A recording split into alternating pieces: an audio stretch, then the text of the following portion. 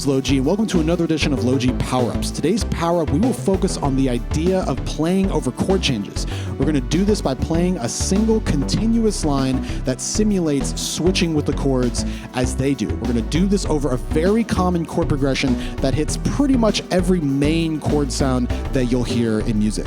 This power-up will be split into parts 1, 2, 3, 4, and then the final part with each video ending with a backing track that gradually increases tempo for you to play over. If you enjoy this type of instructional material, feel free to check out my Patreon at the link below. And now let's get on to part 1. So before we actually get into part 1, I actually wanted to do kind of a short little rant on the idea of playing over changes. If you don't want to hear me talk about anything, you can just, of course, skip ahead to where we start talking about the actual exercise. But I think it's kind of important to go over this topic because it's a very important and sort of misunderstood topic. So what do I mean by playing over changes or playing over the chord changes? Very simple. What you are doing is simply adapting your playing, meaning what you're playing in your lead, what you're playing in your riff, in your improvising, whatever, to match the chord that's happening at that moment. And more importantly, you are thinking about the chord that's at that moment, but you're also planning ahead for the next chord that's going to happen so that you can seamlessly transition from one into the other. So you're always playing the sounds that are happening in the music at any given moment. So if you're playing over an F major chord, you're playing F major type things, F major pentatonic, arpeggio, etc. If the chord moves to C minor, you are now playing sounds that work with C minor. So C minor arpeggio, C minor pentatonic, you can play like E flat major arpeggio, major pentatonic, major 7, etc. Whatever sounds you want to play to match that sound at that moment, okay?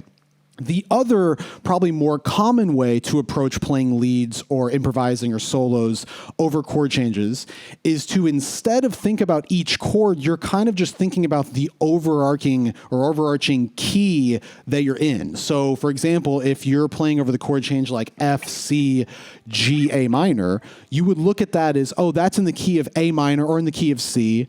So I'll just play a scale that corresponds to that key. So if I'm looking at that as A minor, I would play an A minor scale over the whole thing. So I'm just taking that A minor sound, that A minor scale, blanketing that sound over every chord change without really thinking about each chord as it happens. I'm just playing a single sound that works over everything. So nothing wrong with that sound, for sure. Nothing wrong with doing that because you can get a lot of really great material. You can kind of think about things more melodically or kind of use your ear or use your intuition to maneuver through the sounds, but you are really only thinking about just that one sound that you're kind of autopiloting over the whole thing. So throughout the years of me teaching, this is one of the most common topics that I talk about with students. And whenever we talk about it, usually the thing that people say is, oh, playing over changes. That's kind of like what a jazz player would do. That's what jazz players do when they are improvising, right? And that's true. That is what they do because when you're playing jazz, usually the progressions require you to switch with them as they're happening because most of the time, not all the time, but most of the time, you cannot autopilot a single scale over a chord progression that lives in the jazz genre. It's just part of the nature of the style to have all these different chords and you're kind of switching, matching them to give that nice sense of variety and that nice sense of melodic material that can come from, you know, switching between wildly different chords, right? Now, where that statement is incorrect, saying that playing over changes is a jazz thing, is thinking that it is only a jazz thing. In fact, being able to play over changes will benefit you if you are playing over any genre of music that has chord progressions in it. So what genres of music have chord progressions in it? All of them, right? Rock, hip hop, funk, pop, R&B, jazz, metal, classical, EDM, every single genre of music has chord progressions to some extent. So if you are able to play over those chord changes and match the chords as they're happening, what that simply means is you have control over the sound that's happening at any given moment. And you're able to adapt and kind of see how you can seamlessly transition into the next chord and then into the next chord and into the next chord in ways that always sound cool or connected or melodic. If you are not doing that, you're kind of leaving it up to chance and hoping that your large single scale that you're playing over everything will work over every chord change that happens. That's the main difference between those two mindsets. One of them gives you complete control over everything that you're doing, and the other one, not so much. Now, sometimes when I talk about this with people, they'll say, okay, well, I understand the benefits, but I don't think about that. I just think about a single scale and run the whole thing over the tracks that I'm playing over, and I always sound pretty good. So what's the purpose? What's the point of me completely shifting how I think about things when I already sound good? I'm already sounding good over all of these tracks. Again, that's not an incorrect statement. A lot of these people definitely do sound good over these tracks, but the problem is, they sound good not because they are good. It's because the tracks don't require them to think about anything. The tracks allow them to autopilot a scale the whole time. The track is not requiring them to change with the chord progressions because the tracks are very easy. It's kind of like riding a bike with training wheels on and then getting off the bike and being excited that you never fell off. It's like, of course you didn't fall off because you have training wheels on. It's impossible to fall off when you have training wheels on, right? When you're playing over certain progressions that don't require you to switch the chords and you leave and you're like, man, I killed it. I sound really good over that progression. I must be really good. And it's like, well, no shit, you sounded good because the chord progression doesn't require you to actually think about anything. As long as you can autopilot a minor pentatonic scale, you're kind of good to go, right? It's not that difficult to learn a minor pentatonic scale either. So as long as you're playing and you're in that sound and you're not playing wrong notes and you don't get lost, you'll pretty much sound good the whole time. So a good example of that progression would be something like this. If I played like F major and then A minor, back and forth, maybe a little bit of G in there. So if I played something like this, a little bit of G and then A minor, play it for a while, a little bit G, and then back to F. If you're playing over a progression like that, you can autopilot A minor that whole time because A minor, of course, works perfectly over A minor. It also works over F major, though. You don't have to switch to F major. You can if you want, but you don't have to. And I'm not going to get into why. If you're curious, I do have a lesson on this exact topic, which you can check out at the link above. But you can play A minor over that whole thing. A minor doesn't necessarily work that well over the G, but the G is happening so fast it doesn't really matter. So that's a great example of a progression that you can autopilot the A minor the whole time, right? Now, if you're playing that progression, the same thing, and then once in a while, instead of F major, it switches to like F minor, or it randomly throws in like a C minor or something like that, autopiloting the A minor scale, blanketing that scale over everything will not work anymore. You have to switch if you want to lock into that sound. You don't have to switch like a lot, just a couple little switches from that sound and you'll get there, but you do have to shift somewhat to match those sounds. That's what I'm talking about. If you're only playing over simple like training wheels chord progressions like these, you'll sound good and there's nothing wrong with them. It's great. Great sound. I do it in my own music. I do it all the time. There's nothing wrong with it. But you don't want to only play over changes like this because if you do, you're going to find yourself trapped in this tiny little comfort zone of sounds that you can play, whereas there's tons of other sounds outside of your comfort zone that you'll never be able to play because they kind of require you to be able to shift with the sounds as they do. And what will happen is one day you'll venture outside of your comfort zone and you'll start playing over a backing track that's got like an odd chord in it, and your method of autopiloting a single scale won't work over that. You'll get scared and think, oh, I didn't sound good, and then you'll just retreat right back to your comfort zone because you don't know how to adapt, right? It's a huge problem. I've had students that are very good guitar players that know their scales really well, great technique. I've had a couple of people that have better technique than me, and they can run circles around their scales, but only over progressions that are very easy and don't require them to actually think about the chords happening at every given moment. And when they try to play over progressions that do require them to think about the changes, they fall apart. Even though they are great guitar players, they don't know what to do. And at that moment, some of them feel so inadequate that they just retreat back to what they're comfortable at. Others will kind of realize, okay, this is something I need to work on, and then they'll shift and adapt, and then they'll be able to play whatever you want. But it really does come down to that mindset. Being able to look at a chord progression not just as a single key or, oh, this is a progression that I can play this single scale over. Look at the progression as individual entities. Oh, this is an F major chord, I'm gonna play that. Oh, this is a C minor chord, I'm gonna play that. This is an F sharp minor chord, I'm gonna play that. Almost like you don't even care what the key is. You just care about what that chord is at that moment, and you're able to switch and match as they change. Again, you don't have to do this. You can, if there are certain instances where playing a single scale works and it sounds good, by all means do that. It's a great sound, but you don't wanna be trapped in the world of only doing that, because if you do, you're never going to be able to truly reach your potential and be able to play over whatever you want. So that's the main kind of point of this power up, is to give you the idea, kind of simulate playing over chord changes like this, adapting your lines and your leads and your note choices to match the chords that are happening at that moment. So hopefully all this stuff makes sense. Let's get on to part one, where we will go over the first two chords of the larger chord change, which are E minor and A minor. All right, so let me get started by playing the actual whole progression that we're going to be doing throughout this whole power-up. Today, we're only going to be doing the first two chords, but let me just play the whole thing so you can see just what it sounds like in general. It's a very popular one. I'm sure you've heard it before. It's been used in tons of songs, but it sounds like this.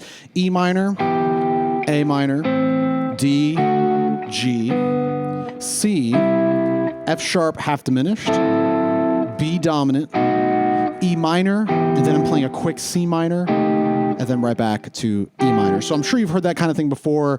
A really popular song that does this is I Will Survive. So if you want to hear this progression in action, for the most part, I'm doing something a little slightly different at the end, but that's a popular tune that has this progression. It's a common, what's called a circle progression, where you're constantly moving up a fourth, or you're coming from the fifth of the previous chord. So E minor, up a fourth is A minor, like E, F, G, A, right? Then A minor to D, same thing, up a fourth, A, B, C, D. That's how you're moving, and you're just hitting every chord that exists in the key. So this key is G major or E minor, so that's how you can think about it. So today we're just going to talk about the first two chords, E minor to A minor, just like this. So let me play the figure that I'm doing over these chords. Here's the figure for the E minor. The second I hit that note, that is now the A minor. That sounds like this. So I'll play the whole thing nonstop.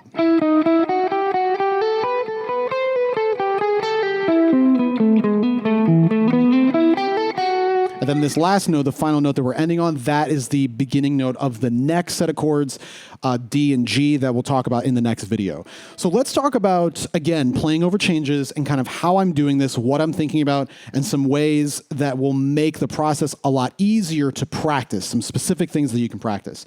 So this first lick is a great example of the best way to lock in with a chord. You don't have to do this, of course. There are tons of ways you can do it. You can kind of mix and match however you want. But the best way to line up with a chord in your lead is two things. You play the chord tones, meaning the notes that are literally in the chord, the strong notes. You place those notes on the numbers of the beat, meaning the strong parts of the beat, the downbeats, 1, 2, 3, 4, etc. If you do that, your ear will hear the chord tones more than the other notes you're playing around them, because your ear is hearing those notes happening on the strong pulses, those downbeats, 1, 2, 3, 4. So if you're hearing that and those chord tones are there, those notes are being featured. You're playing them in stronger places rhythmically than other notes. So if you listen to this passage that I'm playing, this is the little shape that I'm targeting. I'm targeting this 1, 3, 5 right here. Of course, I'm playing E minor, so the 3 is flat, so 1 flat, 3, 5. If you're wondering where I'm getting the shape from, a lot of different places you can look at it, from the scale, etc. But a really easy way to look at it is just really from this chord. It's just your standard E minor bar chord. I'm just playing the bottom 3 strings of this. the G string, B string, high E string. If I play them just individually, it looks like this. So those are my chord tones. That's 1, flat 3, and 5. So what I'm doing is I'm playing in a way where these notes are always happening on the downbeat, or on the numbers, I should say. So this is happening on beat 1. This note is happening on beat 2. This note is happening on beat 3. And all I'm doing is just filling in the space in between those downbeats with whatever I want, right? It really doesn't matter what you're playing in between. You can even play notes that aren't necessarily even in the key if you do it in this way, because your ear will hear those out of key notes as just little color notes, little passing tones to get you from those strong chord tones. So the first phrase that I'm doing looks like this. So notice this is on a downbeat, 1. Bam, that next note is on the next downbeat, beat 2. The notes that I'm playing in between are simply used to get to that next chord tone. I'm even playing a note that's not in the key. That D sharp is not in this key, right? Now, it can be explained in a couple different ways, but let's just look at it as a note that's not in the key. It doesn't matter that I'm playing it. I'm not thinking about some fancy scale or whatever. I'm simply just playing a note because I feel like it, and I know I can play that note because I'm not featuring that note. I'm not like sitting on this note. If I did, it might be a little odd sounding or a little too strong. I'm just using it as a passing tone because I know the note I'm eventually going to land on is this, the third of the chord, a perfectly, a perfectly fitting note of E minor because it's literally in the chord. So I'm just using that note as a passing tone. Again, this phrase, that's E, D sharp, E, F sharp, G, or 1, normal 7, 1, 2, flat 3. I could have done something else. I could have done this. Could have done that too, right? Completely different lick, even using another note that's not in the key. That's G sharp, definitely not in the key. But again, I don't care. It doesn't matter because I'm still ending on the note that is important. That, the flat 3. Again, placing it on a downbeat. 1, 2. I could have done that for sure. You could do kind of whatever you want. You can play like, could have done that too. Why does that work? Because I'm moving from this 1 and ending here on the downbeat. What note is that? The 5. 1, 2, 3, 4, 5. Another chord tone. I could have done that. All of these choices are up to you. You can land on these notes however you want, as long as you know where they're located and you're trying to place them on downbeats. You don't always have to place them on downbeats. It's not like a rule, but if you do that, it will generally sound pretty locked in. So that's what's going on right here. So watch the rest. Here's the first part. Once I get to this flat 3, similar pattern to take me to the 5. Right? Kind of walking back a note, then walking up to the next. Back a note, walking up to the next. So that last little figure starting from this G, F sharp, G, A, B. Why am I sitting on this note? Because that's the 5 of the chord. Again, placing a chord tone, the 5 in this case, on a downbeat makes that note stand out. It makes your ears hear that note, more than the others. And if you're hearing a chord tone on a downbeat, it's always going to sound locked in with the chord, E minor in this case. So let me play that whole phrase. Right, really simple. Once I get to the B, I kind of dance around it a little bit, eventually come back to it, placing it on the downbeat again, and then move to the next chord. Once I'm on this B up top, I do this. Right, so let me play that phrase one more time. Here's B. B again, that's another downbeat. So I'm just placing the B on that downbeat and then placing the B again on the next downbeat. So that notes are pretty simple. B, A, B, C, B. Could have done... Or could have done all of those things because the B is still being placed on that strong pulse on the downbeat. That's what I'm doing. After I hit the B, walk down to A right here, G, G sharp, A, little chromatic, walk up to A. You might be saying, well, hey, now I'm targeting A. A is not a chord tone of E minor. Why am I hitting that note? Because the chord is now changed to A minor. Notice what I'm doing. I'm playing a figure that is bringing me towards A minor by landing on the 1, the root of A minor, on the downbeat. Placing it on the downbeat makes that change very obvious. So that last little phrase, as I'm connecting to the A minor, bam, there it is. That's the downbeat. So let me play that whole phrase moving from the E minor to the A minor. Here's what it sounds like.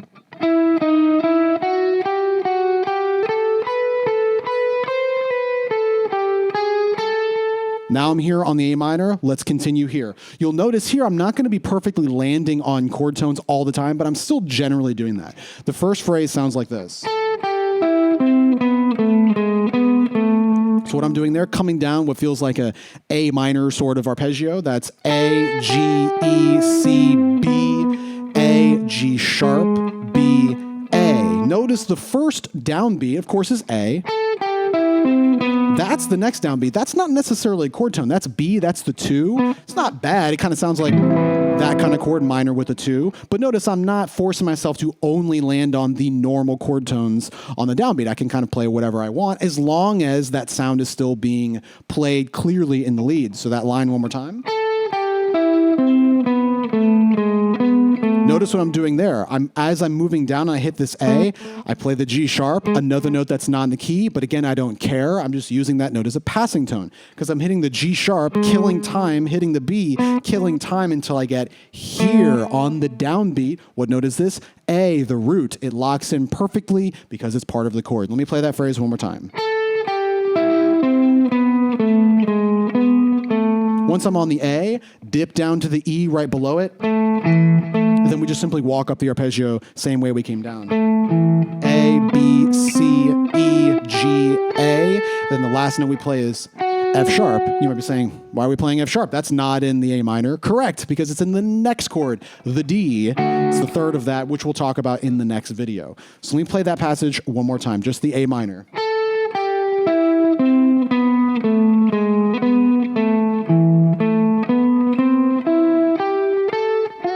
And then we end there. So when we play this full part over the video at the end, or over the backing track at the end of this video, we'll end right there on that F sharp, and then we'll restart the whole thing. So let me play the whole thing nonstop. You can kind of see what it's like as we travel through these two chords, E minor, A minor. Sounds like this.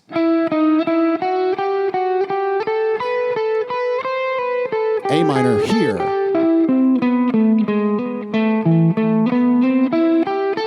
And that's going to be the D chord for the next video.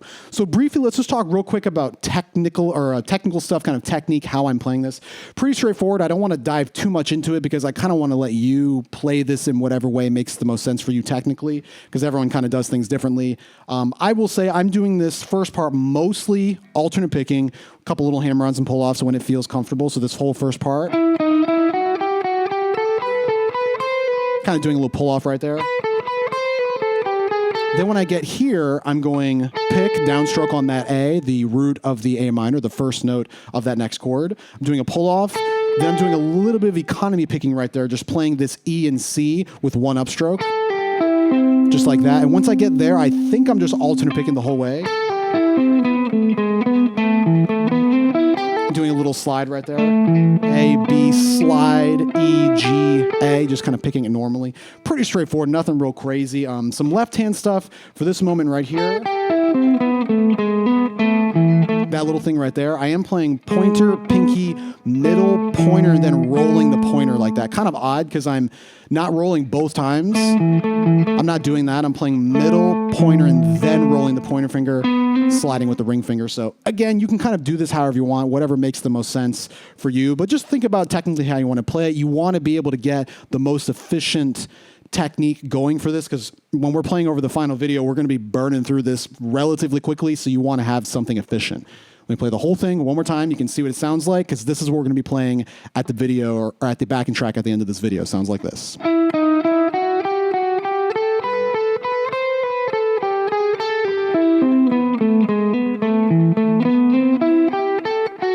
One more time, slower.